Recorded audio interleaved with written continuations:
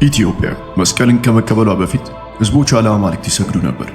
እስቲ እነማን እንደሆኑ እንመልከት። በአክሱምና በዳሞት የግዛት ዘመን ብዙ አማልክቶች ነበራቸው።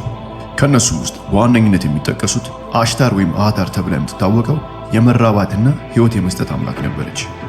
ባህር፣ ይህ ደግሞ ልክ እንደ ስሙ የባህር አምላክ ሲሆን ከንግድና ከሀብት ጋርም ይያያዛል። ምክንያቱም አብዛኛው የአክሱም ገቢ የባህር ንግድ ስለነበር። ምድር፣ ግለሰቧ የተደረገ የለም መሬትና የግብርና ህይወት መሰረት አምላክ ነበር።